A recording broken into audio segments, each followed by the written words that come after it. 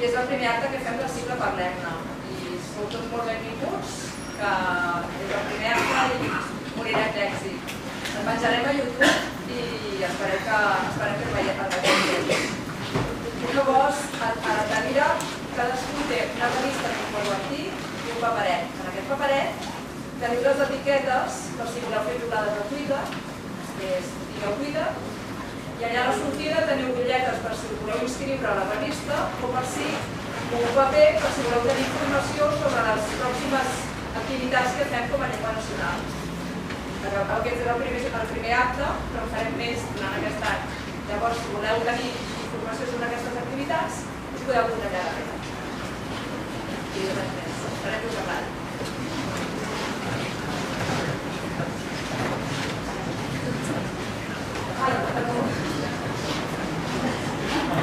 Presentarà l'acte i moderarà a Maria Serrà, que és traductora i escriptora. Bé, bon vespre a tothom. Se sent? Doncs em plou avui presentar aquesta mesa de ponents. Un tema, doncs, prou important, que també ha generat una certa polèmica, per tant, comencem fort. Tenim en primer lloc... Bé, us demano, en principi no t'escoltava, perdona Mercè, però és que no escoltava la presidenta quan ens parlava i aleshores... I sí que us demanaria, i jo també vaig a fer-ho que no se notic, doncs que poséssim els mòbils en silenci, no sé si ho hem dit, perquè, esclar, si no comencem els títols aquí. Gràcies. L'acte l'hem preparat en principi, doncs, com que hem començat molt puntuals, tindrien cada ponent uns 10 minuts, 10, potser 15, ja que comencem així. Més no, posteriorment. No, perquè el que ens convé sobretot no és que ells ens parlin i s'intenti convèncer, sinó que hi hagi moltes intervencions. Aleshores, els 3/4 d'hora, els 3/4 finals o l'horeta final, a 3/4 acabarem, perquè tenim temps de parlar amb ells si voleu, i així doncs que vosaltres, totes aquestes preguntes i inquietuds, ells parlaran més potser a l'hora de respondre que no pas ara, ara ells que es posin breument. Us presento per ordre de noms. La Neus Noguer, que és nascuda a Barcelona, llicenciada per la Universitat Autònoma de Barcelona i doctora de la Universitat de la UB, també en Filologia Catalana. Des de 1999 és professora de Lingüística Catalana al Departament de Filologia Catalana i Lingüística General de la Universitat de Barcelona. La Neus ha treballat com a lingüista a Catalunya Ràdio i a la Direcció General de Política Lingüística de la Generalitat de Catalunya. I actualment imparteix docència de grau i de postgrau sobre sintaxi, normativa i estàndard, assessorament lingüístic, pragmàtica i català col·loquial. La seva recerca s'orienta a l'estudi de la dicció, especialment la dicció de persona, i també segueix de prop tot el que està relacionat amb la normativa i la varietat estàndard, sobretot amb la sintaxi.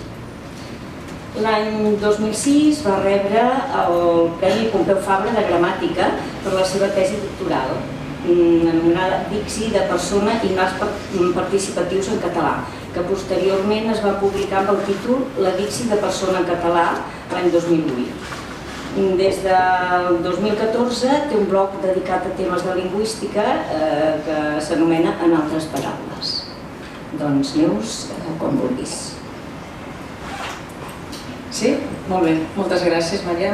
Primer de tot, us agraeixo molt a l'Associació de Llengua Nacional que m'hagi convidat a participar en aquest acte, que és, potser, com dèieu vosaltres mateixos pel Facebook, potser és el primer o dels primers en què debatrem una mica sobre la nova gramàtica. He de fer això d'aquí amb això d'aquí, espero sortir-me.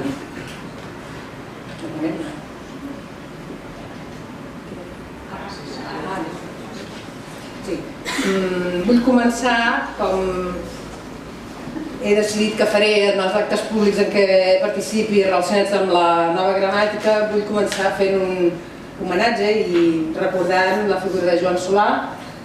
Moltes de les coses que hi ha a la GIEC, els que el coneixíem i l'havíem llegit i reconeixem per la seva empremta. La GIEC en part és resultat de la seva bona feina, també de la bona feina de la Gemma Rigal, de Manuel Saldanya i de tota la Comissió de Gramàtica i finalment de les decisions de la secció filològica. Però bé, en Joan ja no hi és i crec que es mereix que el fem present en actes com aquest i que el recordem quan parlem d'aquesta obra per la qual tant va treballar i amb l'entusiasme que ho va fer. Vull començar citant-vos els que en saben per preguntar-nos primer d'on venim. L'Isidor Marí, en el llibre Un horitzó per la llengua de l'any 1992, té un fragment que vaig recuperar fa molt pocs dies i que em va semblar absolutament pertinent per un dia com avui. Ocupa 3 diapositives, però bé, us el llegiré i intentaré no entretenir-m'hi. D'on venim? Ell diu: l'ensenyament tradicional i la rigidesa pròpia d'un període de resistència lingüística han fet arrelar fondament entre nosaltres criteris inapropiats sobre allò que és lingüísticament correcte o incorrecte. Massa sovint es classifiquen els fets de la llengua descontextualitzats en correctes o no correctes, en una divisió neta i radical, oblidant el caràcter de convencions històriques temporals i relatives que tenen les normes lingüístiques. Aquests criteris absoluts i abstractes de correcció se centren de manera obsessiva en 2 aspectes, la normativa i els verbalismes, i en fan una aplicació mecànica, donant la mateixa consideració d'incorrecte en tot cas i en tota situació a trets dialectals genuïnament catalans que a interferències distorsionadores d'altres llengües o rebutjant de la mateixa manera els errors gramaticals i els manlleus en vies d'incorporació. I ara ve una mica la conclusió d'aquest fragment. Necessitem, deia Isidor Marí, que no cal que us el presenti, em sembla, tothom sap qui és, diu: necessitem un nou criteri, no ja de correcció i incorrecció, sinó d'adequació a les convencions socials pròpies de cada varietat i cada registre. No es tracta de suprimir tot criteri ni de rebaixar l'exigència. Segons com, encara és més rigorós, ho estem comprovant aquests dies, llegint la gramàtica, segons com encara és més rigorós el domini de les normes d'adequació, ja que és molt més ampli que el de simple correcció normativa. Un text gramaticalment correcte pot ser inadequat i aquí dona diversos motius que ja no m'hi cabien tots, perquè no té la formalitat que li correspon, perquè no encaixa amb els elements no verbals de la comunicació que l'acompanyen, etc. Aquest és una mica, jo crec que el panorama en què hem viscut els últims 30 anys. Des d'abans també, però també en els últims 30 anys.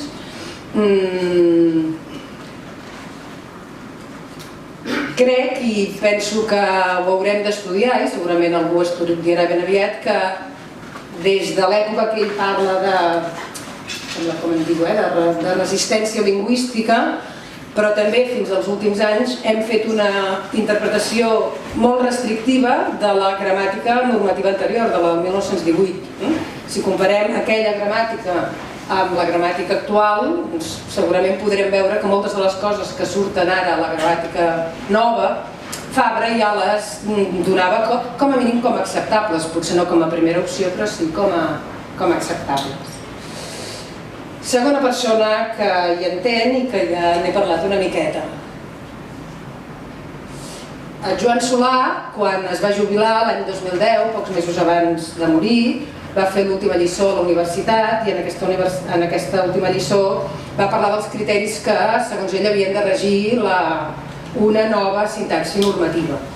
I els teniu aquí tots 5, 6 resumits. Ell deia, ja ho suggeria Isidor Marí en el text que us acabo de comentar, que s'ha de distingir allò que és intern a la llengua d'allò que hi és extern. Una cosa és un col·loquialisme i l'altra una interferència d'una altra manera.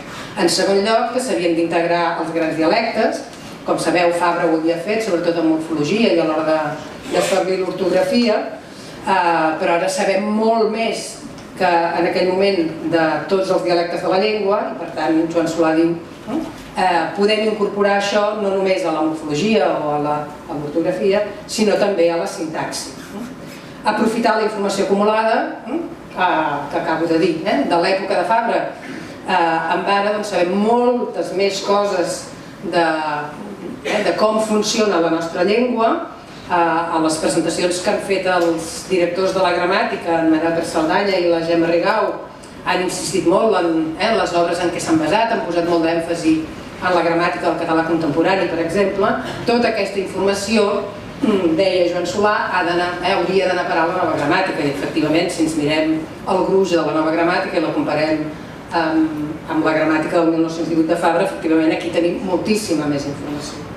Ser realistes, que aquí ja tenim un adjectiu que potser és menys objectiu que els que hem vist fins ara. Joan Solà considerava que allà on no havíem aconseguit implantar el que Fabra havia establert 100 anys enrere, potser ens hauríem de plantejar de despenalitzar algunes fórmules. I relacionat amb això, Joan Solà amb això era molt generós, ell deia treballar especialment per les generacions que pugen.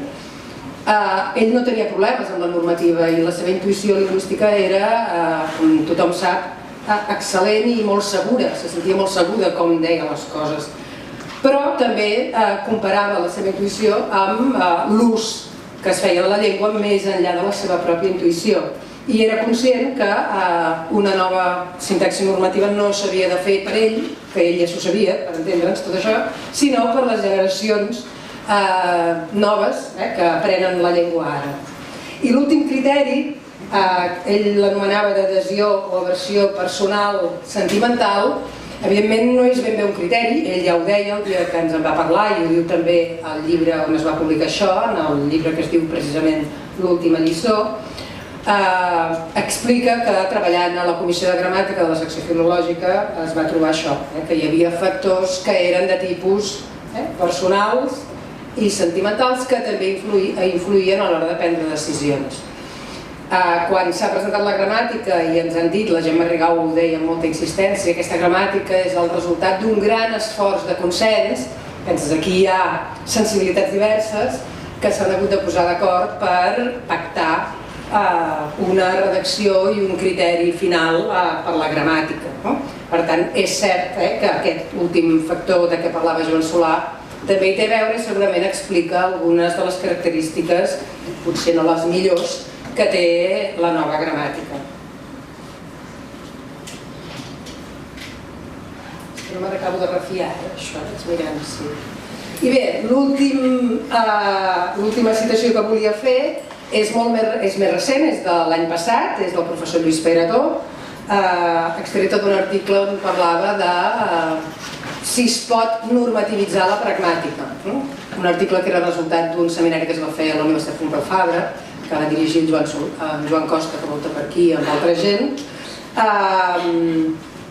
I en Lluís Pairató, que com sabeu s'ha dedicat a la lingüística aplicada i a la llengua col·loquial sobretot, i últimament molt a la lingüística multimodal, acaba aquest article sobre si es pot normativitzar la pragmàtica. Ell ja diu a la primera línia que no es pot, i després argumenta llargament sobre això i acaba dient: si no es pot normativitzar la pragmàtica, sí que convé pragmativitzar la normativa. És una garantia que tocarà de peus a terra i es fonamentarà en criteris racionals d'ordenació dels fets lingüístics i comunicatius. Si es concep així, començarem per entendre la normativa d'una manera més flexible i associada a usos, gèneres i registres. No és gens raonable que en una societat tan complexa com la d'avui en dia, en una comunitat de parla amb una gran diversitat funcional i estilística de varietats que hi conviuen, pretenguem fer servir una norma simple, única, fàcil i categòrica per totes les ocasions i tots els contextos. Lluís Pairató no ha participat en l'elaboració de la gramàtica normativa, ni tan sols és a la llista d'experts que surten al final de la introducció. No tenia, crec, un coneixement directe de com ha treballat la secció filològica per elaborar aquesta gramàtica, però en canvi el que diu en aquest article tan recent enllaça directament amb algunes de les característiques que veurem de la gramàtica. Molt resumidament,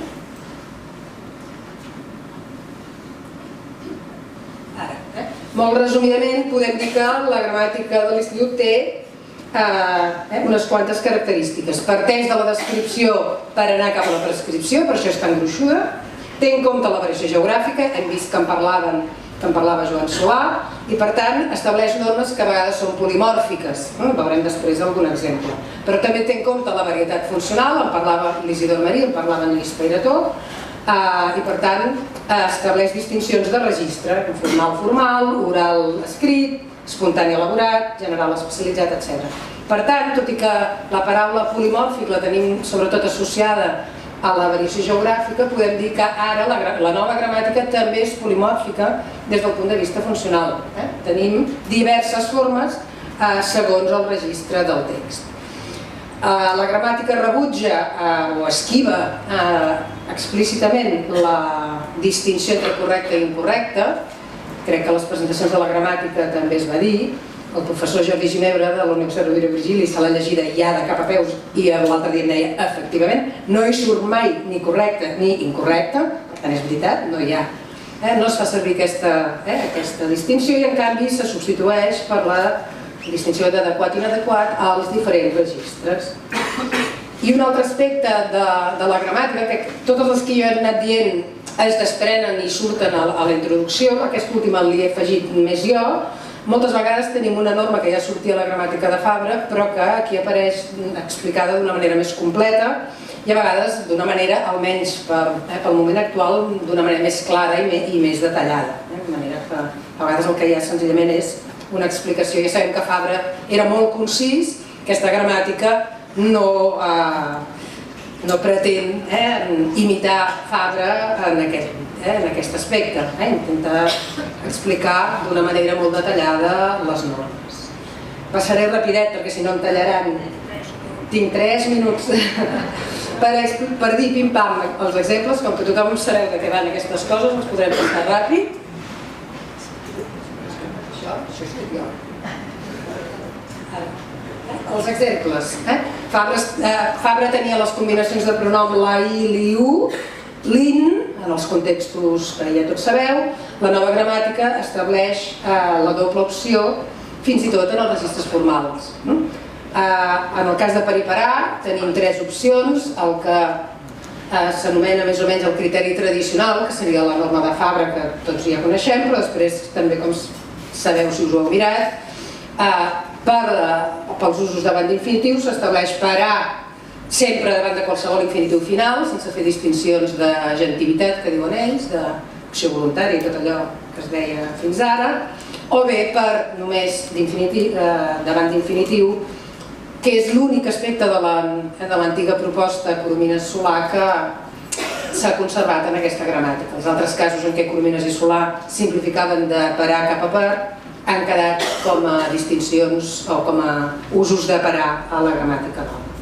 Amb els quantificadors, tipus la meitat dels comensals no va beure vi, no van beure vi. Fabra d'això pràcticament no n'havia dit res, a les gramàtiques no en deia res, en diu alguna cosa a les converses filològiques i aquí la gramàtica del català contemporani no havia parlat i aquí se'n parla ja d'una manera més detallada i més explícita.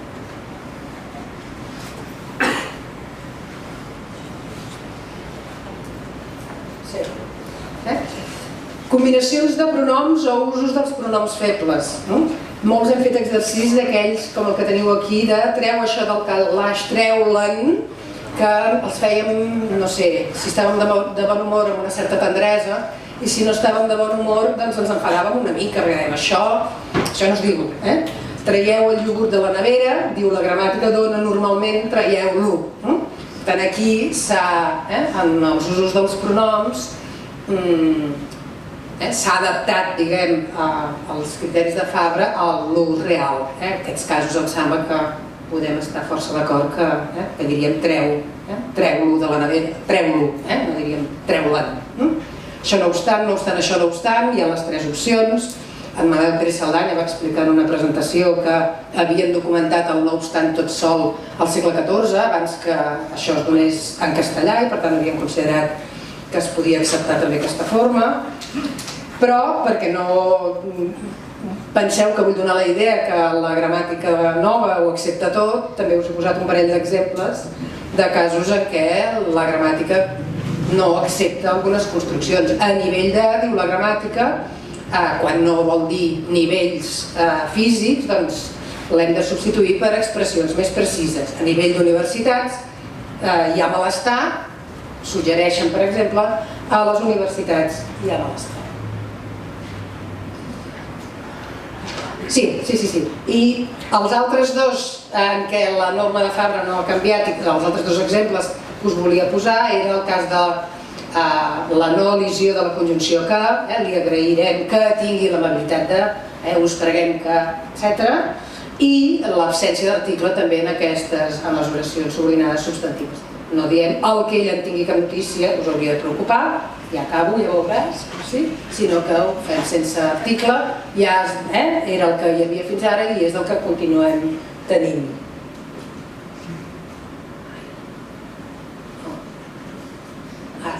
Per tant, acabant, aquesta distinció de registres que ens proposa la nova gramàtica crec que ens demana, ens proposa, i crec que ens demana, un canvi important en la concepció de la norma, i crec que aquesta gramàtica és un primer pas per fer aquest canvi, d'incorrecte, incorrecte, blanc o negre, a això és adequat en aquest context, això és adequat en aquest altre context. Com deia Joan Solà, és una gramàtica per les generacions que pugen, una gramàtica, podríem dir, pel segle XXI, no és una gramàtica que s'assembli en absolut a les del segle XX ni encara menys a les dels segles anteriors. I acabo, perquè somriguem una miqueta, amb una citació que em va proporcionar la professora Maria Rosa Lloret del nostre departament i que potser alguns dels que sou aquí ja l'heu vist alguna altra vegada, que és una mica reveladora d'algunes de les coses que passen, no només ara, sinó que han passat, pel que sembla, sempre. Pompeu Fabra, en el curs de l'any 34-35, el de Miravilles, que era un senyor que apuntava no només les coses de llengua, sinó tots els comentaris que feia Pompeu Fabra, i gràcies a això tenim perles com aquesta. Fabra deia, en el curs 34-35, quan jo vaig proposar a la secció filològica de suprimir la lletra H, va ser qüestió de 2 minuts. Semblava que hi havia d'haver una catàstrofe. Si per canviar la Y en llatina i per suprimir la H final d'amic i blanc hi ha hagut 12 anys de renyines, per tant, el mes i mig de Twitter traient fum pels diacrítics fa riure al costat d'això, 12 anys de renyines entre reformistes i antinormistes, calculeu el que hauria passat si s'hagués aconseguit la supressió absoluta de la H, que és una lletra que fa 2000 anys que no es pronuncia. Per tant, la polèmica que hi pugui haver amb la nova gramàtica, m'imagino, no sé com es mesuren aquestes coses, que difícilment serà més intensa que la que hi va haver 100 anys enrere durant l'època de codificació de la llengua. Fins aquí. Moltes gràcies, Neus, i interessantíssim. Com que teníem una estoneta més, jo no m'he atrevit a tallar-te de tot. No sé si m'he allargat. No, però bé, es pot fer perquè hem començat molt puntuals. I doncs estic segura que després en les intervencions et podràs esplaiar molt més perquè val la pena tot es digui. Tot seguit doncs presentem en Josep Ruàs. És fill de Moià, llicenciat en Humanitats al Pontifici Institut Superior de Llatinitat l'any 1969 i en Filologia Clàssica a la Universitat de Barcelona el 1979. Ha anat compaginant les seves funcions eclesiàstiques, que actualment és rector de 2 parròquies de Calders, amb les de gramàtic, editor, corrector i escriptor. Té una 60ena d'obres publicades sobre gramàtica, entre les quals destaquen el català en fitxes, els que tenim una certa edat doncs ja sabem que hi vam estudiar tots en èpoques molt difícils, el català fàcil, el català que són els manuals que ell ha anat reelaborant, en català progressiu 1 i 2, català complet 1, 2 i 3, amb els corresponents exercicis i solucionaris. Punts conflictius també del català, deu estudis sobre normativa lingüística, la conjugació dels verbs, observacions crítiques i pràctiques sobre el català d'avui, el diccionari auxiliar i no el diccionari auxiliar. La darrera obra seva es titula Estudis de llengua i també ha dictat obres d'altri, com Gramàtica anglesa, 1, 2, 3, 4 i 5 de Martin Lewis Hewley i el català de la Z de Susana Rodríguez Vida. Com a escriptor ha publicat poesia, articles periodístics, etc. i ha traduït llibres de diverses llengües. També ha corregit multitud de textos i des de fa molts anys col·labora en la revista Llengua Nacional, de la qual és també membre del Consell Assessor. Entre els guardons rebuts cal destacar el Premi Bages de Cultura l'any 1998 i la Creu de Sant Jordi de la Generalitat de Catalunya el 2000 i l'Associació Cultural, entre d'altres, l'Associació Cultural Modiglianum li dedica una miscel·lània, el número 33 del segon semestre del 2005.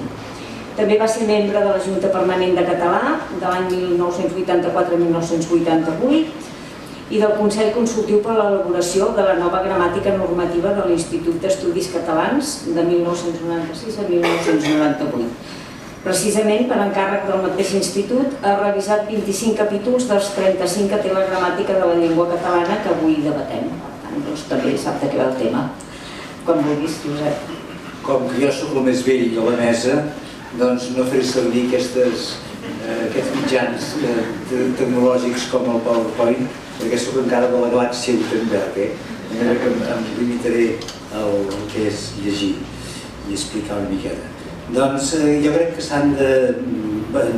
és oportú també de parlar d'unes qüestions prèvies i és dir que la GIEC no comprèn l'ortografia que diuen, perquè jo no faig servir gaire això d'internet, faig servir fins a cert punt, però tampoc no soc un assidu d'internet, doncs diu que es pot consultar per internet, però no ha aparegut en forma de llibre. Com que us deia, jo soc de la galàxia Gutenberg, fins que no vegi l'ortografia aquesta nova en llibre, no tinc ganes de mirar-me-la.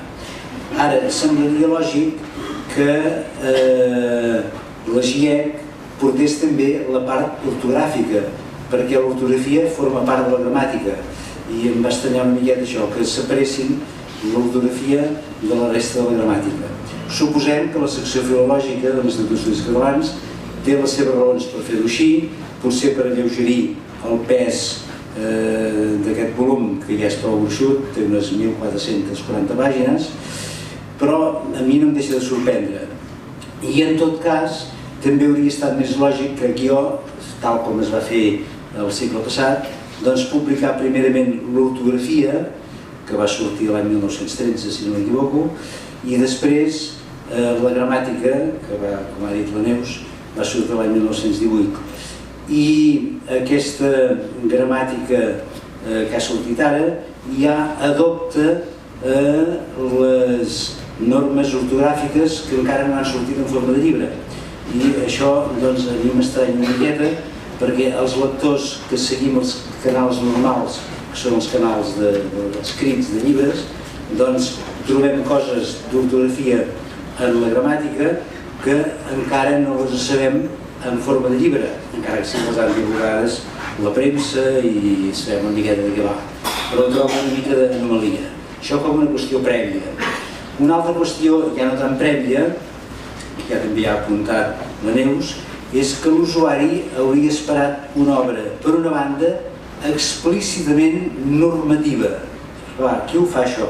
La secció filològica de l'Institut d'Estudis Catalans, que és l'acadèmia que fa la norma del català. I, per tant, semblava que havia de fer una obra normativa, perquè descriptiva ja tenim la d'en Solà, precisament, que va codirigir amb altres 3 persones i amb la qual també un servidor vaig col·laborar, doncs ja la teníem, la descriptiva. I per altra banda també hauríem esperat, també ja ho ha dit la Neus, una obra sintètica i més aviat breu, com era la gramàtica oficial fins ara, la de Fabra, l'any 1918, que després va tenir diverses reedicions. I en canvi ens trobem, per una banda, amb una obra directament descriptiva i només indirectament normativa. I per altra banda, amb una obra difusa i molt extensa, com veieu aquí, que fa de mal consultar, encara que hi ha uns índexs al final, però fa una mica de mandra haver de buscar una cosa amb tantes pàgines. És veritat que la secció filològica ja ha anunciat la publicació d'una síntesi de la GIEC, però mentrestant, com he dit, la consulta d'aquesta esdevé feixuga i complicada. De fet, s'hi expliquen moltes coses que jo crec que per la majoria... Està ben escrita, vull dir que no t'hi quedes parat, l'entens. Un usuari mitjà amb uns coneixements lingüístics mitjans la pot entendre. Evidentment, és pel que abans se'n deia el públic mitjà culte, és a dir, no és una gramàtica escolar, però el mateix institut ja ens ha explicat que hi haurà el que en diuen una gramàtica essencial, que sembla que ja està bastant avançada i que publicaran en xarxa. És una gramàtica molt completa i evidentment fa una descripció que va molt més enllà dels dubtes, no és un inventari de dubtes. Per tant, hi ha descripció d'elements que no generen dubtes, però que crec que en una obra tècnicament ben feta hi han de ser. Primer perquè fa una descripció arrodonida del sistema i després són elements tècnics que ajuden a prescriure també. Us he posat aquí un... Perdoneu.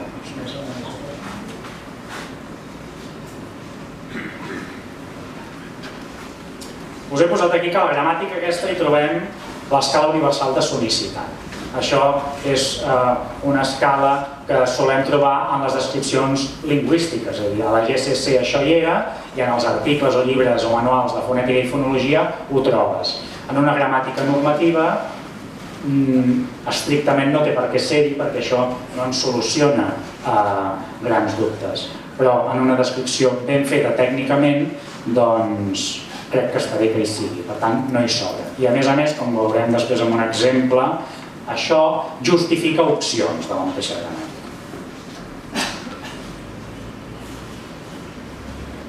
Un altre element que crec que és molt positiu és que aquesta gramàtica intenta fer una descripció de la qual en deriva una descripció. No estic d'acord amb l'afirmació que aquesta gramàtica no prescriu. Si la vas fullejant veus que quan aquesta gramàtica considera que una solució no és vàlida, ho diu explícitament.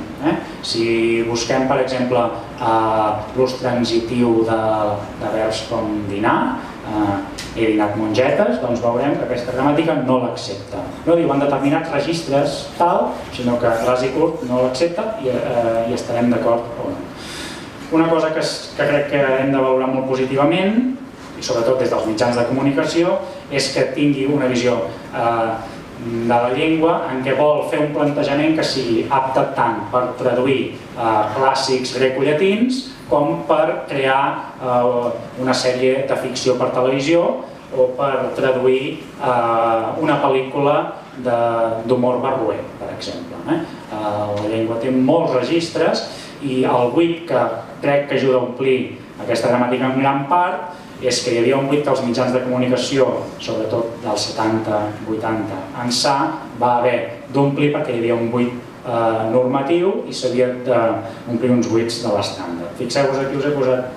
Això forma part de la introducció i les primeres 4 ratlles diuen d'altra banda hi ha els tipus de discurs propis de la ficció que justifiquen en les obres literàries o guions, justifiquen que en les obres literàries o guions hi hagin d'aparèixer personatges que per raons de versemblança han d'usar uns registres informals que no sols mostren trets impropis de la llengua general, sinó que poden requerir l'ús d'expressions externes a la llengua catalana i no acceptables. Amb això tenim un dibuix dels diversos estrats de la llengua i crec que aquesta gramàtica hi entra d'una manera que ens resulta molt pràctica i útil.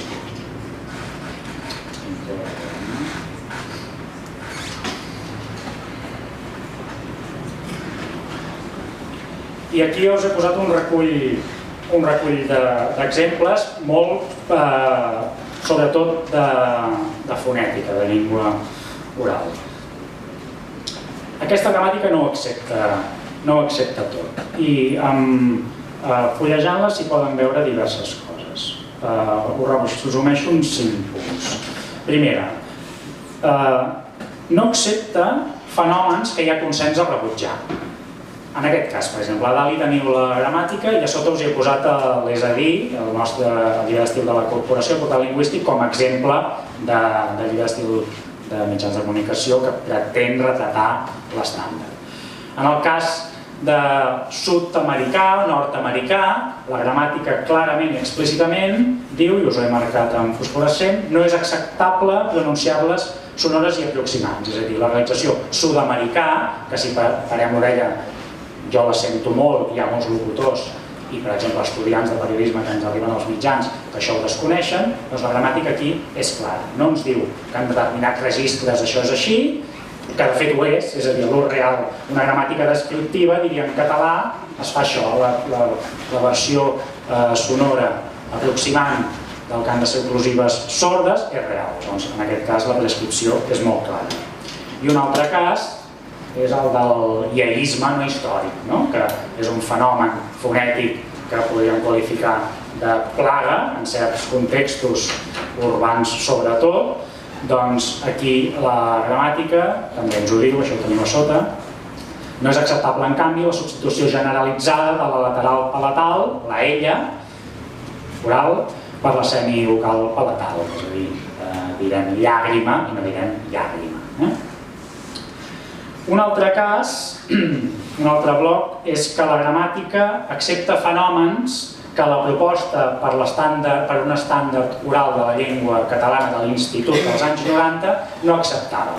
És a dir, aquesta gramàtica, pel que fa als aspectes orals, va més enllà de la mateixa proposta de l'Institut, cosa de la qual jo, per exemple, me'n felicito. Fixeu-vos aquest cas. A dalt hi teniu el que deia la proposta per l'estàndard oral dels anys 90, en què ja tenien en compte els diversos registres de la llengua. I s'hi deia, no són recomanables la supressió de la P dels grups PS inicial, com ara psiquiatria, PSUC, és a dir, la forma vàlida, estàndard de l'Institut en aquesta obra era aquesta. Els mitjans de comunicació, per exemple, al mig hi teniu leseria i dèiem i acceptàvem i acceptem una simplificació. Tal com descriu, aquí citem la gramàtica del català contemporani, en la pronúncia habitual només es manté la segona consonant. I la gramàtica normativa ara de la llengua catalana de l'Institut, aquí remet allò que podia semblar inútil abans, que és l'escala de sonicitat. I l'escala de sonicitat fa veure que la llengua té un funcionament determinat que afavoreix o que fa que li sigui propi que en aquestes obertures sil·làbiques hi hagi una reducció i someti la consonant inicial. I per això, a partir d'aquesta descripció, descriu prescriptivament. I diu, en una dicció molt acurada, pròpia de registres més formals, a vegades es realitza la seqüència dels dos segments. És a dir, que hi ha psicologia, però que en els altres registres no cal. I un altre cas que aniria en aquest mateix sentit seria el de les caigudes de realitzacions tipus Brana. A dalt hi teniu la proposta per l'estàndard oral de l'Institut també dels anys 90, que hi deia no són recomanables, punt 3, les caigudes de A o E per contacte amb R, Brana per barana, veritat per veritat, etc. Els mitjans de comunicació ja apuntàvem que en col·loquial, el que teniu al mig, en llengua col·loquial és habitual la caiguda de la vocal neutra, i aquí la gramàtica doncs considera que la lesió vocàlica que es dona en el mot brana, que no es pronuncia brana, té a veure amb l'accent, és a dir, ho explica amb raons de descripció lingüística i ho admet en determinats registres. Un altre pas que ha fet la gramàtica, i aquí cito l'ortografia també perquè formen part d'un corpus conjunt, i a l'ortografia hi ha molta informació fonètica també, no? Molta informació fonètica que encara no ha passat a la versió en línia del DIEC, però que hem de saber aprofitar. Fixeu-vos, quan descriu les grafies ens posa com a exemple Zulu. Diccionari normatiu en mà, la forma correcta encara avui és Zulu, i l'ortografia, suposo que això evidentment comportarà canvis en el diccionari, doncs ja aporta accentuacions que segurament tenen una extensió més gran. Un altre cas com aquest, i aquí senyor Ruaix és un dels molts casos evidentment que en les seves obres explicava, és el de l'accentuació de viking o viking. Quan anem a la K l'ortografia ens hi trobem un exemple escrit amb K, hi ha qui defensa d'escriure un Q i flexionar, en tot cas resumeixo, escrit en cap, però sense accent. És una solució que els mitjans de comunicació hi accepten.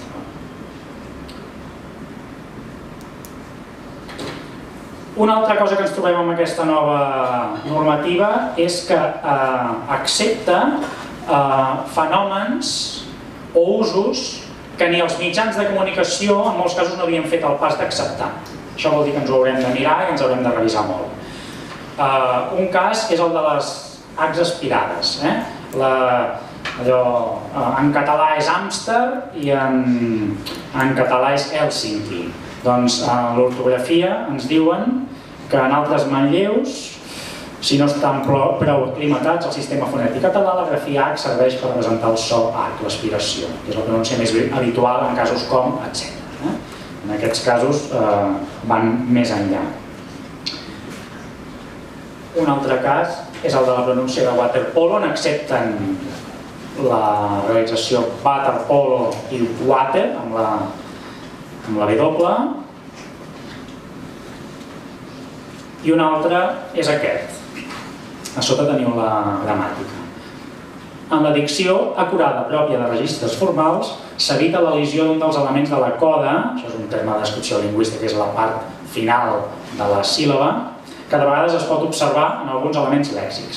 És el cas de les codes de la síl·laba inicial de paraules com explicar, constipar, etc., on, a partir de la descripció, constaten que en una dicció poc acurada es poden pronunciar com si fossin simples i constessin solament de S. Són unes realitzacions que nosaltres, per exemple, al llibre d'estil no recollim, a dalt hi teniu la descripció fonètica que hi donem, ho recollim al grup KS, però de fet són unes realitzacions que ja no ens hi fixem, però els nostres mitjans i en les nostres converses hi passen cada dia moltes vegades, doncs fan aquest pas, que crec que una de les feines que tenim a l'hora de llegir això és assumir tot això i marcar-ho per registres. Vaig acabant. I una cosa que també fa la gramàtica és no acceptar-ho tot. Una de les brames que hem conegut és que ara ho podrem dir tot. Doncs no, no ho podrem dir tot. Per exemple, el terme xandall, us ho he marcat, això és l'ortografia, és xandall, segons la normativa, i no xandall, que és una forma que, per exemple, mitjans de comunicació havíem acceptat en llenguatge col·loquial, com teniu marcat també en fosforescent. I un altre cas és el de les combinacions dels pronoms amb els verbs. Fixeu-vos, casos com coneixens, en què en català central és la forma més habitual en la parla espontània. La gramàtica, en aquest cas, diu que aquests fenòmens no són adequats en la llengua escrita ni en els registres formals en general. Ens està dient que coneixens ho podem dir en informal, per tant, deduïm. Hem d'aprendre a llegir aquesta gramàtica també, i és un altre estímul que genera. Sembla que podem dir en informal, però no ho podem escriure. Els mitjans de comunicació, per exemple, nosaltres i la premsa, per exemple, hi ha premsa on trobem escrit coneixens. I no acceptar aquest coneixens, doncs haurem de mirar, haurem de revisar què fem els mitjans de comunicació, ens pot ser un problema, per exemple, en la subtitulació intralingüística. Si estem subtitulant algú que no se l'entén molt bé, o per sords, o simplement estem subtitulant algú que parla català, passar de conèixer-nos a conèixer-nos, i com aquest exemple en trobaríem molts més, doncs ens pot ser un problema relatiu, perquè tot això, evidentment, sempre seran problemes relatius. Acabo ja. És una gramàtica moderna, és a dir, fa una descripció exhaustiva de la llengua en què es fixen els usos reals i descriu coses com el plural de les sigles, que jo crec que està molt bé, ens hi trobem això i segurament hi haurà qui qüestionarà que la normativa entri en això o no, però per exemple nosaltres el nostre llibre d'estil, aquest punt 8 que us he copiat aquí, ara ja fa temps, però potser té uns quants anys, i quan el vam fer, fixeu entre els companys professionals vam dir, però on anem posant aquests plurals a les sigles, no? Doncs mira, la gramàtica normativa ens diu actualment, però també és habitual reflectir gràficament la marca del plural en les que s'escriuen en majúscula, els caps, les TDTs. I finalment, ara ja sí, i no he entrat en la sintaxi, que és una part apassionant, però que ja seria que els companys de taula hi entrarien perquè en són experts, la gramàtica entra en un camp de mines, és a dir, i de manera valenta crec, esmentant fenòmens que no hem fet el pas moltes vegades de tractar. No seria aquest segurament el més representatiu, on es aborda en tot cas l'ús del l'u, l'u bonic, etc. Què hem de fer amb això? Ho deixa apuntat, però també hi ha el cas del canvi caiguda de preposicions, que pot ser detonant perquè obre les portes a no fer caure les preposicions en canvi caiguda. Estic content que passi això i els mitjans, per exemple, explícitament no hem fet mai el pas. Doncs la gramàtica ens obre unes vies que durant bastant de temps haurem de poder anar explorant. Moltes gràcies, Ernest, i heu complert molt bé, vull dir, estic molt contenta de vosaltres tres perquè és en punt i tenim 3/4 per poder fer les preguntes. Pensàvem fer, us demanem que sigueu breus, us passaran el micro, aixequeu les mans, faríem potser uns blocs en principi de 4 preguntes, de 4 en 4. Demaneu, si de cas, si voleu fer-la en algun dels ponents concretament o en general i que responguin. Per allà n'hi ha una, 2, 3, fem-ne 3, doncs, 4, molt bé. Us demanaríem també que us identifiquéssiu amb el nom i cognom. Gràcies. Sí, el meu nom és Lluís Obert. Parlar de la llengua és quasi el tresor nacional de Catalunya. Això és una realitat, és inevitable i durarà molt temps. Parlar de la supervivència vol dir que ens sentim, i és real, ens sentim amenaçats. Però, per altra banda, jo també afegiria una cosa. Estiguem una mica tranquils, totes les llengües moren. Es tracta de morir una mica tranquil·lament, que no ens matin. O sigui que llavors vull dir, bueno, fem el que podem, anem envellint, anem evolucionant, però no ens agafem una esquizofrènia de vells en el sentit, em refereixo de la llengua, no de persona. I jo diria que la llengua catalana hauria de ser una mica més valenta, no sé qui, per simplificar coses, perquè ara és una eina de mortificació. I això no ho dic jo sol, ho diuen molts. O sigui, hi ha un exèrcit de filòlegs treballant per mortificar els pobres escolars, que Déu-n'hi-do. Per exemple, poso un exemple. Si us plau, sigueu breus i quina és la pregunta? La pregunta, i només ne diré una, o dues. La llengua només la salvarà el prestigi, cap norma. Per exemple, Josep Pla, i sé que amb alguns els hi escandalitzarà, ha fet més per la llengua que no pas molts altres. I llavors diria, pels diacrítics, jo seria del parer, i ho deixo aquí, de treure tots els accents. I dic, l'anglès no en té cap i funciona perfectament. Gràcies. Algú vol respondre bé a aquesta no pregunta?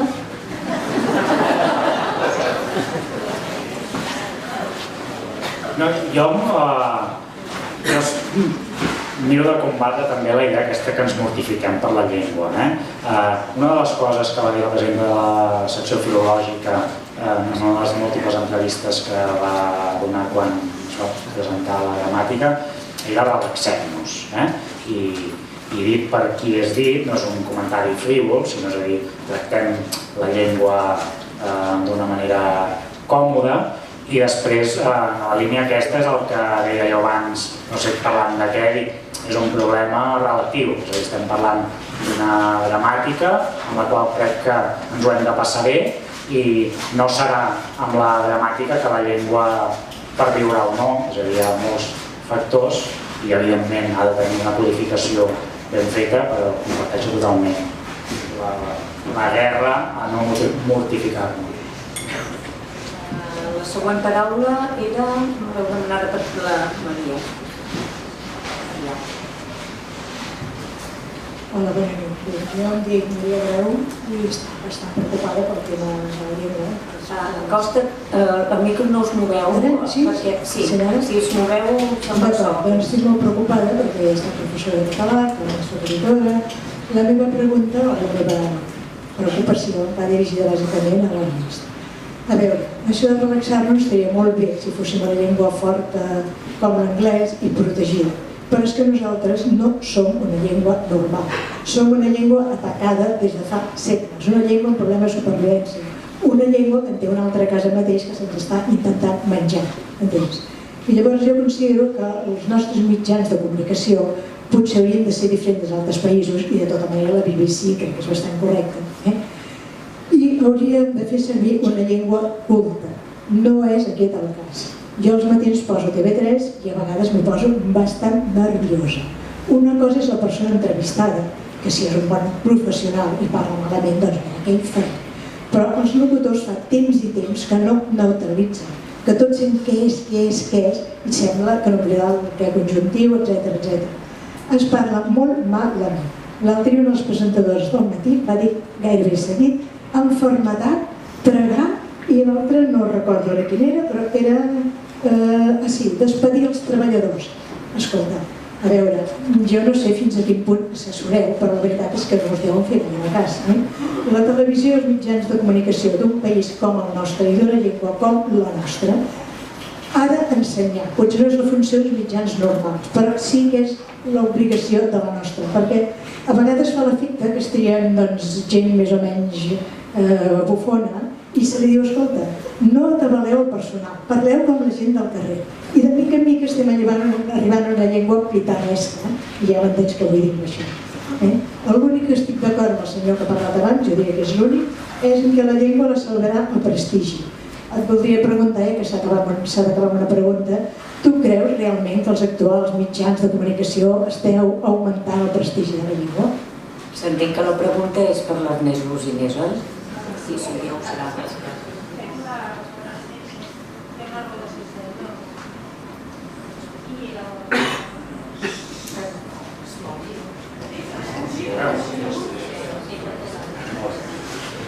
No defujo ni defugiré mai el tema, que no voldria que TV3 o la ràdio monopolitzés un debat centrat en la idea de la gramàtica a debat. Els mitjans de comunicació avui dia donen cabuda a tots els registres. Si creem uns mitjans de comunicació només amb una llengua culta, amb documentals de prestigi i ja està, la llengua morirà. Els nostres mitjans de comunicació lluiten, els nostres mitjans de comunicació en català lluiten avui dia, Catalunya, parlo del Principat, amb una competència ferotge de mitjans de comunicació en castellà. TV3 fa un mes o dos no és líder d'audiència. A mi m'angoixa molt més això que la gramàtica. I evidentment professionalment m'interessa molt la gramàtica, perquè això és perdre espai social de la llengua. I uns mitjans de comunicació en català perquè estirin l'audiència, i estirar l'audiència vol dir que la gent a casa, quan posen a la televisió, consumeix en català, ha d'oferir de tot. Oferir de tot no vol dir oferir basòfia, sinó oferir programació de qualitat, però en tots els registres, des dels més elevats fins als més baixos. I ha d'oferir sèries de ficció com Merlí. Doncs jo crec que sí. Merlí és una sèrie que lingüísticament ha estat molt criticada, també hi ha hagut qui l'ha defensat, que ha enganxat molt les noves generacions. Un problema que tenim els mitjans de comunicació en català és que quan s'acaba el Super 3 i comencen a ser adolescents, se'n van. I a la nit posen un programa, que no sé si coneixeu, que es diu El Hormiguero, per exemple, en castellà. Una sèrie com el Merlí, amb característiques peculiars, no diria deficiències, sinó característiques peculiars, que intenta retratar unes generacions que no ho qualificaré, però parlen com parlen, és un èxit. Doncs els nostres mitjans això ho han de tenir. Estic totalment d'acord que hem de tenir un model de llengua de qualitat, que els nostres informatius, per exemple, on hi ha d'haver una llengua estàndard impecable, tenen molt a millorar, evidentment. Per això cada dia treballem, però tenen molt a millorar en llengua, tenen molt a millorar en grafisme, tenen molt a millorar en qualitat de les informacions, etc. El professional, el locutor, que és bo fent la seva feina, ho és també en la llengua. I jo això ho veig dia a dia perquè són els meus companys de feina. I la persona que és deixada, i que és deixada vol dir que fa una peça de vídeo mal feta, doncs també la fa mal feta amb llengua, perquè la llengua és una part més de la nostra personalitat. Si ets un deixat, ho ets en tot. Que hi ha elements a millorar? Molts. Que em preocupa que el nivell no sigui el que hagi de ser, evidentment. Però crec que hem d'assumir també que els nostres mitjans de comunicació no poden oferir només una llengua culta, per exemple. No. Ha d'oferir tots els registres perquè ha de tenir audiència, perquè el que volem és que el nostre domini lingüístic, els mitjans de comunicació en català, per exemple, tinguin molta implantació.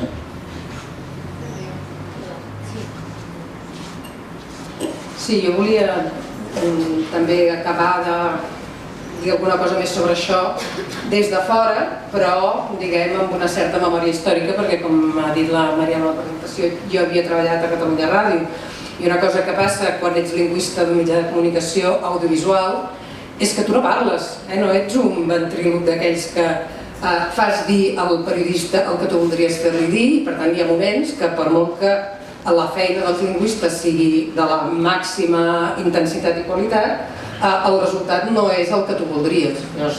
A mi em consta que la feina dels lingüistes és molt important i que hi ha molta feina al darrere de tots els productes que surten per la ràdio i la televisió, però també hi ha, que acaba de dir l'Ernest, i la constatació aquesta, que qui parla no és el lingüista.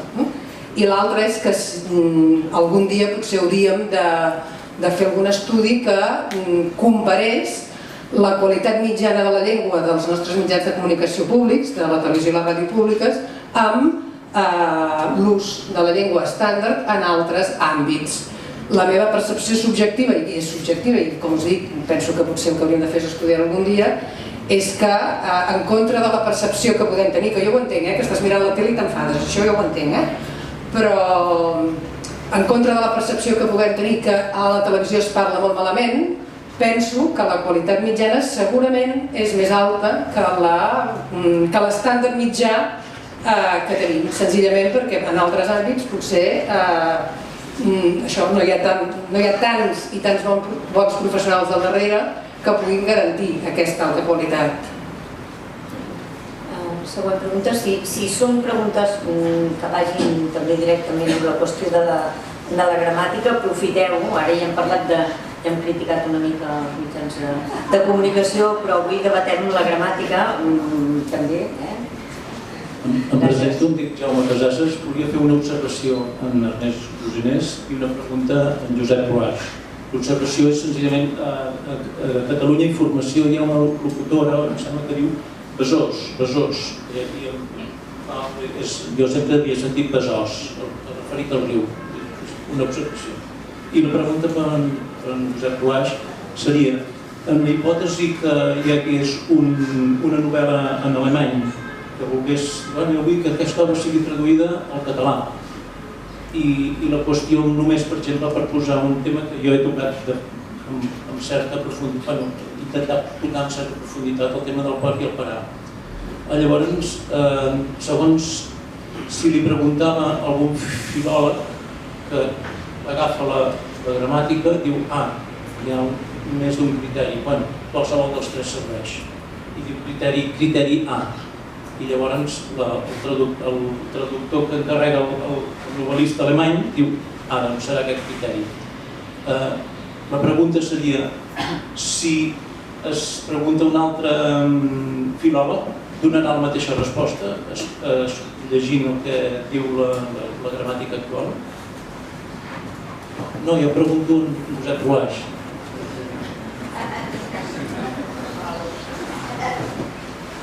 Doncs Jo diria que, a part de la doctrina que dona la gramàtica, s'hauria de mirar també la praxi que segueix la gramàtica. I la gramàtica, com ja ha dit la Neus, va en definitiu. Però en tota la gramàtica s'usa una d'aquestes tres opcions. Per tant, sembla que implícitament, ja ho he dit jo també una miqueta, que s'ha de saber això discernir, que encara que tolera o accepta tres solucions, la que de fet adopta la gramàtica és una, és la d'en Fabra. Per tant, sembla que ens diu així indirectament que és la que l'Institut prefereix. La paraula, si us plau, el micròfon. Aquí, davant.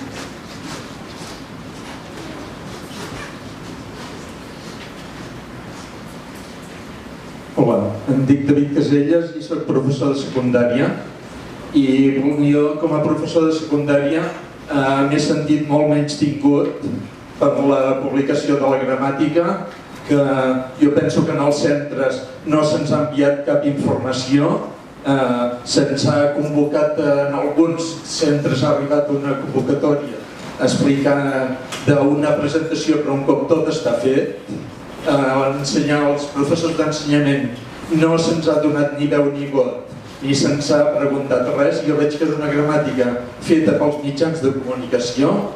Semblava que els mitjans de comunicació són els que tenen problemes de l'oral i del que sigui. Nosaltres, ensenyament, l'únic que ens ha procurat són més problemes, perquè problemes en els instituts en tenim molts, perquè cada vegada l'alumnat parla més malament. Ja de fa una vintena d'anys ha empitjorat completament com parlen els alumnes. No es pot ni comparar els alumnes que teníem fa 20 anys amb els que tenim ara, que diuen unes barbaritats que fan mal d'orella cada vegada que els sents parlar i que costa moltíssim quan això et diuen que es queda a repetir l'examen perquè jo no estava. I és impossible de fer-los canviar. I aleshores amb la gramàtica aquesta resulta que després, esclar, nosaltres la intuïció no ens serveix de res. Aleshores tot el que sigui la intuïció dels alumnes serà una i la intuïció meva serà una altra i la intuïció de tots els que estan a la taula segurament que serà diferent i no correspondrà. Aleshores això com a criteri no ens serveix. I per tant, primer de tot, preguntar una mica això, per què s'ha fet d'aquesta manera sense tenir en compte els professionals de l'ensenyament, que no se'ns ha tingut en compte res, que no, per exemple, quan es feia allò quan es feia les propostes per un estàndard oral se'ns enviava informació en els centres. Ara de moment no se'ns ha enviat cap document, per exemple. No sé si està previst o no això, per exemple. I aleshores, i després això, els criteris aquests, doncs que nosaltres per ensenyar necessitem uns criteris clars. No ens val això de la intuïció o altres coses.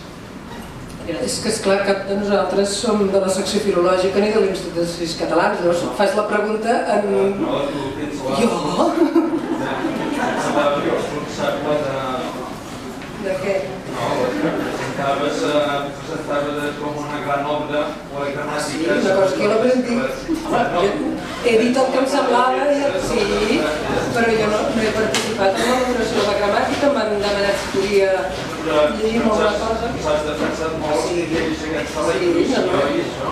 Jo no he parlat d'ofició, de moment. No, però has citat tota una sèrie d'autors que anaven a favor d'aquests criteris. Aleshores, defensar això em sembla que és molt poc de gramàtic. Jo no sé, els criteris aquests que ens has exposat al principi, nosaltres com a professors no els podem aplicar en la pràctica del dia a dia.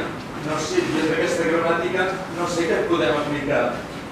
No sé tu què et sembla, però és que jo veig és inaplicable això. Com ha dit l'Ernest, primer l'hem de pair. I això em sembla que... Per això una gramàtica no és per entesos. Això no s'ho llegirà ningú. Soltament. De secundària, per exemple. Home, doncs aniria bé que encara que fos estonetes se l'anessin llegint. Sí, d'aquí 2 anys potser haurem tingut temps que llegir la Justament l'Institut està preparant el que en diuen una gramàtica essencial, que l'altre dia l'oficina de gramàtica que està bastant avançada, estarà penjada en línia i ells mateixos a les presentacions de la gramàtica han explicat que serà una gramàtica amb regles, és a dir, no tan digressiva com aquesta, pel que han explicat. I també sé, i això ja està en marxa, que hi ha una aula, una acadèmia oberta, virtual, que és un fòrum virtual per la gent d'ensenyament, i sé que han fet alguna presentació amb el col·lectiu, no sé si a primària o secundària, ho dic com a espectador extern, també, perquè... Presentacions quan ja tot està fet. En aquest cas, vull dir, com molt bé diuen, ells no són els responsables de la secció filològica, per tant, poca cosa aquí et poden... Però, en fi, passem a... No hi ha representació de ningú, mare de Déu. Em sembla que la gramàtica l'hem defensada tant l'Ernest com jo, en Josep Ruaix ha dit coses que m'agraden i coses que no. Jo també hi ha coses que no m'agraden de la gramàtica, però globalment l'hem defensada, efectivament. Una gramàtica, ho he dit abans i potser és una mica redundant, però jo dic que era una gramàtica del segle XXI i ho dic precisament perquè plantejar la norma no és veritat que sigui una gramàtica descriptiva, és una gramàtica normativa. En termes de registres, a mi em sembla més adequat pels temps que vivim que continuar-ho fent de la manera que s'havia fet fins ara. Això, efectivament, és opinable. Jo entenc que hi hagi qui no li agradi, com deia l'Isidor Marí a la citació que he posat, és més difícil plantejar les normes en termes de registres que dir blanc, negre, això està bé, això està malament, indiscutiblement. Molt bé, passem a 4 preguntes més i, si us plau, pregunteu. O sigui, no pregunteu perquè per això els tenim aquí, no expliqueu la vida. Si som concisos, doncs anirem millor. Hola, dic Isabel Catalabani. Jo puc entendre els nervis del professor de l'institut perquè no compartir-los, però comprendre'ls. Perquè jo estava pensant, mentre parlava la Neus i el Josep Roig, doncs que els que estem remant a galeres i tenim clients, ells tenen alumnes, els traductors i correctors tenim clients, i estem acostumats, i els clients encara més, al correcte i incorrecte. Aquí haurem de fer un canvi important i que a mi m'encanta aquest canvi del correcte i incorrecte. Però clar, quan tu fes una correcció i un client et diu oh no, és que aquest pare o discuteix una cosa que el sobta perquè no has posat l'accent a la Déu. Això seria ortografia, no? En qüestions de gramàtica seria més complicat. Però és com si cada traductor hagués de tenir un llibre d'estil propi i defensar-lo. No? En lloc de poder recórrer a la gramàtica per donar una explicació al client que t'està dient però quin disbarat m'has posat aquí si els DVDs no van amb pluriple extracurricular, no? Llavors aquest recomanem crec que ens pot portar problemes i entenc el professor de l'institut David, perquè un professor dient als alumnes de l'institut us recomanem què i quan, no? A l'estat tan obert porta problemes. He pogut ser breu i no ho he sigut, disculpeu. Jo crec que això, que el canvi és de dimensions considerables i que ens demana una mica de temps i que també per això he posat allò dels 12 anys de Fabra, perquè fa 3 mesos que es va publicar la gramàtica, tots ens l'estem llegint perquè a ningú ens sobra temps per llegir-nos 1.400 pàgines i no només llegir-les sinó pair-les. Per tant, anem fent i jo crec que és qüestió de temps. Més que un llibre d'estil de cada traductor, jo crec que anirem distribuint les formes que ofereix la gramàtica segons el registre del text que estiguis traduint. I no és el mateix traduir una novel·la que traduir la legislació sobre electricitat. Cadascun tindrà les seves variants i jo entenc que això ens demana una flexibilitat a la qual no estàvem acostumats, però... Les dèries de cada client. Bé, això és qui paga mana. Les dèries de cada client, si el client et demana la norma tradicional de per i parar, li aplicaràs la norma tradicional, que tinc la sensació que la gramàtica nova l'explica d'una manera que la fa més comprensible que la manera com la teníem fins ara.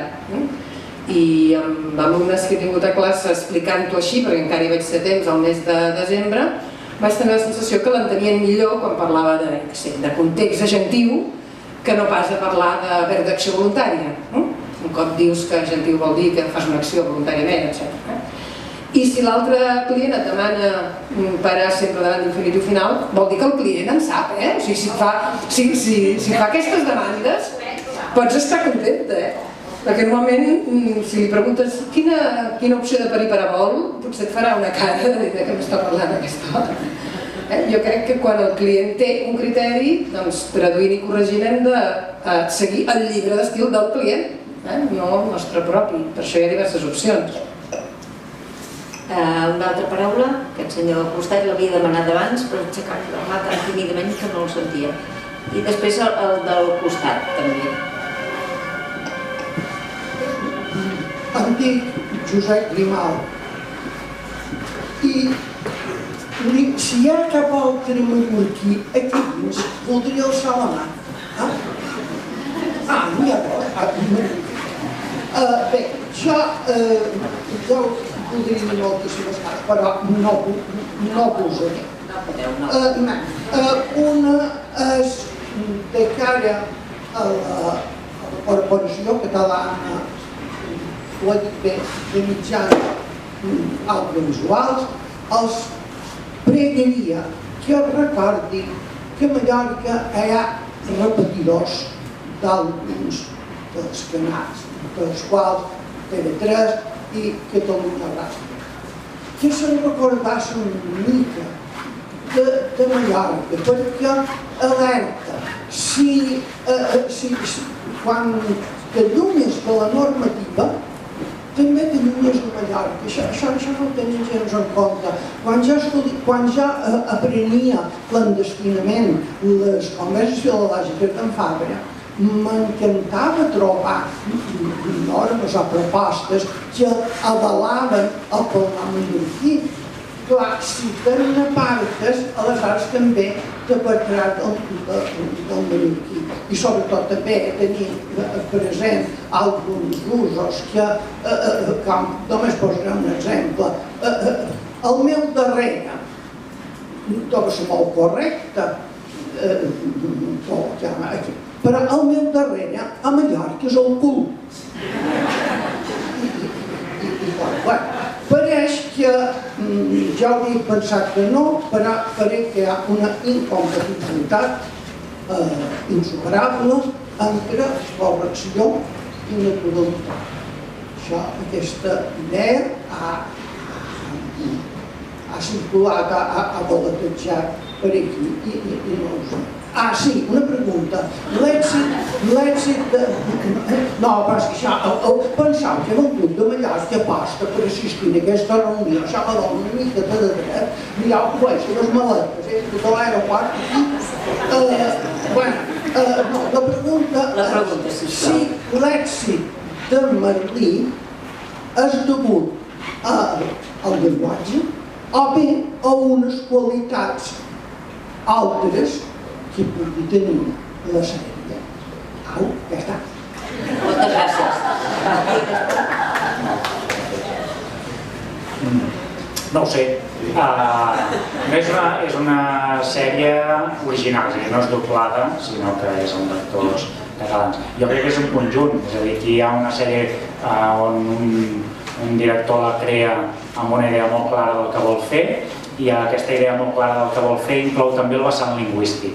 Aquí a la sala em sembla que hi ha algú que hi ha treballat directament en l'assessorament lingüístic d'aquesta sèrie una companya, i ells saben, quan s'han d'enfrontar a aquest tipus de produccions, que hi ha una estira i arronsa. L'assessor lingüístic té al cap, o ha de tenir al cap el model lingüístic de la corporació amb tota la variació de registres, la seva feina és vetllar per la qualitat lingüística del producte i que sigui adequat al mateix producte, i aquí hi ha un director, que és el responsable últim de la producció, que si és un director que es creu creador i per tant que vol fer bé la seva producció, vol controlar-la en tots els àmbits, en la il·luminació, en la figuració i també en el vessant lingüístic. I per tant, que un producte sigui un èxit depèn de moltes coses, i jo crec que també segurament és un producte que fa que l'audiència s'hi senti identificada. Però vaja, no tinc la resposta perquè tampoc no he fet cap estudi amb una enquesta ben fet.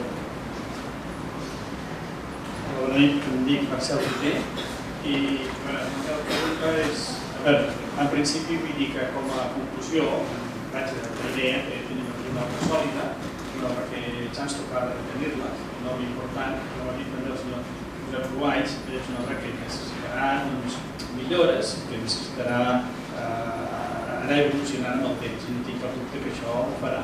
A mi em sembla que, a més, convindria moltíssim, i no sé si la pregunta que us faré és el lloc adequat, perquè ho faig, que hi hagués també un aparat pedagògic i didàctic molt potent, és a dir, l'hem de pair, però l'hem de metabolitzar i s'ha de fer arribar a molts llocs, s'ha de fer arribar a escoles de mestres, s'ha de fer arribar a les universitats, etc., perquè la gent la pugui entendre, perquè això és molt senzill, l'adequat i l'adequat, cosa que estic proposant d'adequat, perquè sembla bé que també són les paraules que ja es gastaran perquè ara brullen i per tant són les paraules d'ara, doncs això és molt important, però que la gent ho ha d'entendre molt bé. Però abans d'això, la meva pregunta seria aquesta, és a dir, penseu que això hi és, i ara vull donar un suggeriment. Jo penso que un instrument molt important i molt potent per fer això seria precisament la revista Llengua Nacional. La revista Llengua Nacional ja podria començar això, és a dir, anar metabolitzant una mica qüestions que hi ha en aquesta gramàtica, però això és insuficient. Penso que penseu, per exemple, el temps que va trigar, el prepara, les converses, etc. Hi ha hagut treball del Vergener, doncs moltíssima gent van anar difonent la normativa per moltes vies. Això faria moltíssima falta. Per tant, jo dono formalment la idea que la llengua nacional ja s'hi podria posar, a entendre, discutir, fins i tot posar punts crítics, suggerir coses sense destruir, perquè penso que tenim una obra molt important i no ens la podem deixar perdre, però s'ha de millorar. I l'altre és que s'hauria de ser molt cautelós